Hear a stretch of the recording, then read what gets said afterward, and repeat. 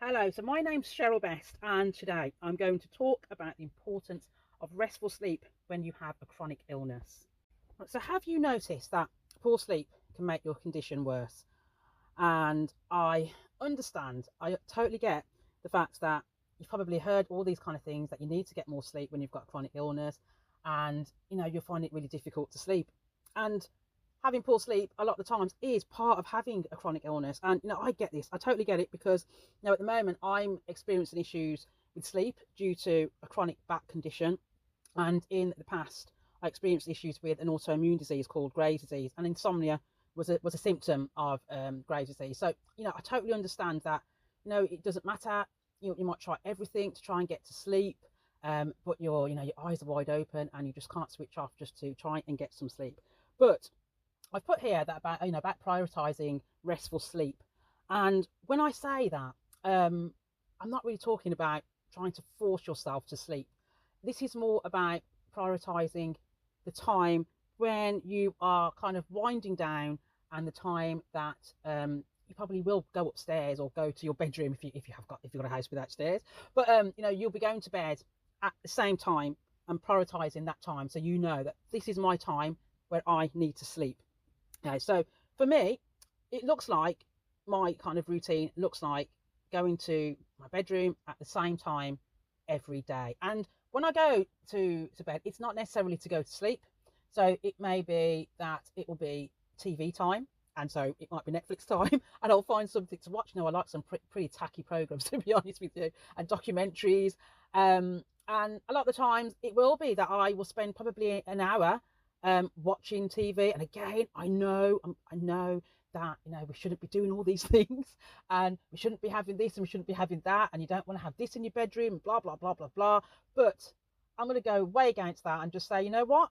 TV's my way of chilling. TV's my way of relaxing. And so if that's for you, then do it. If it's going to help you to relax, I don't see a problem with it. I don't see a problem whatsoever. So that's my thing. I will go to bed, and usually I try to aim for about 9 o'clock if I can, 8 o'clock sometimes. So between 8 and 9 o'clock, that I'm going to start winding down, and I will find something to do to allow me to do that. And so TV is one of them. And then another thing that will do is meditation, and I will do breath work. So sometimes I will do the meditation and breath work first, and then I will then look for something to watch on the TV. And again, I know, they say things, don't they? You hear all this stuff where we shouldn't be having TVs in our room. We shouldn't be having electronics in our room. But, if that's your thing and it's going to help you, because you're the one that's important, it's okay with all these people, these experts or whatever, telling us to do this and that. But if this is going to help you, then I don't see a problem with that whatsoever. So, like I've said, it could be meditating like myself, breath work like myself, or watching TV. It might be a book. So reading might be your thing. And it might be that you're into reading on an electronical device, and that's okay. Do that. If that's what's going to help you, then do it. So it's an absolute must that you try and get this kind of similar routine, if you can, going every day. And so for me, what usually happens is that TV's on, I'm in bed, I'm watching TV, and then I tend to just drift off. And my TV will switch itself off, and I'm good to go. So this for me has been a big thing, and it might be a good thing for you. But I think the main thing when we are doing these things and we are having this kind of regular bedtime, I suppose, and it is bedtime. I'm not saying that this is sleep time. So the main thing really is that we need to be switching off. We need to be switching off from our conditions, because it can be quite tiresome, I suppose, mentally, with the challenges that we have to face every day. And for me, that time from 8 o'clock is my time to switch off from the world, switch off from the condition, switch off, if I can, from the pain. And for me, I find as well, I'm talking about meditating now, but I find when I'm doing meditating or breath work, which can be done in bed as well, so that can be your thing, but it does allow me to relax more. I do find it will help with my pain. And so these things are good things. Don't look at it that, okay, I should be in bed and I should be falling asleep straight away. If that's not your thing, and it's not going to work, then why try and force it? I think a lot of the times we try and force it even more so, and then by doing so, you're just making things even worse.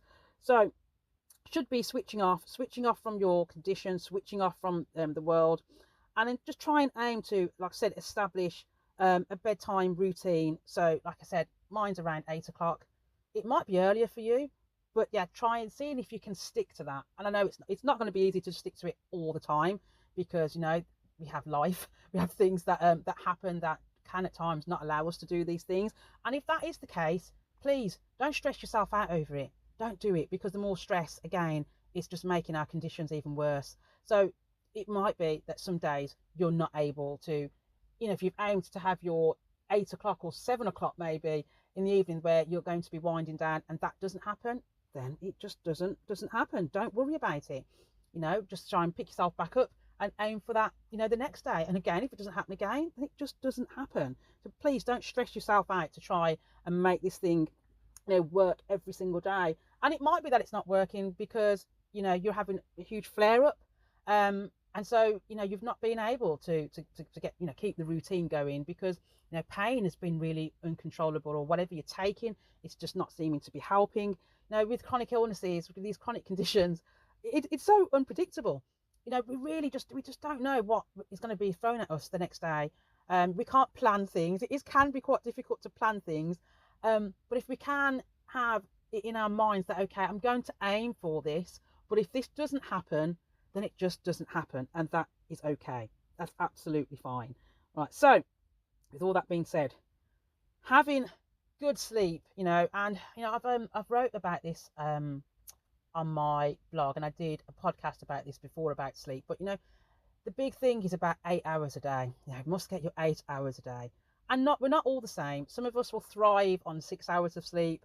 Some of us will thrive with maybe 5 hours of sleep. But if you're getting like 3 hours of sleep, and then you miraculously, by doing this routine, you start getting a good 5 hours of sleep, then that's a good thing. So don't try and think to yourself, well, I've got to try and strive for the 8 hours. No, judge it by how you're waking up. So is it that you've noticed, oh my word, I'm waking up with less pain, or it might be that you wake up and you just have so much more energy, because it can be another difficult thing as well, where with these chronic illnesses and the medications that we're having to take, and the effects of those, what those have on you. I mean, for me, recently I've had to change medications, and prior to this, I was I've had to change medications in the last 3 weeks, and I've changed with 2 different medications in that time. And so this medication that I'm on now, for a good week, I was really struggling with my sleep.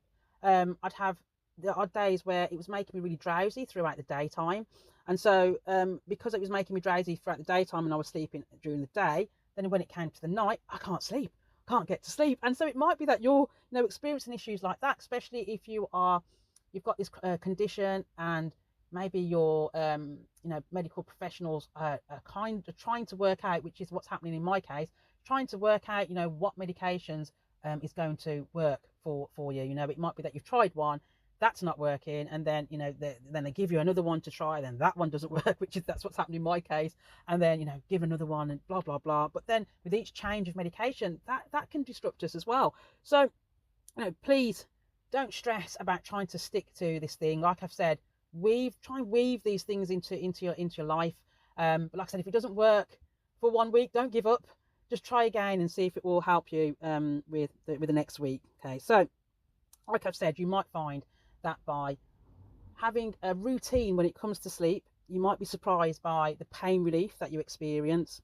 And then if you experience fatigue, you might find that you'll have more energy when you're waking, but more energy throughout the day. So improving your sleep quality is imperative. It's imperative for wellness, for those of us that are living with chronic illness conditions.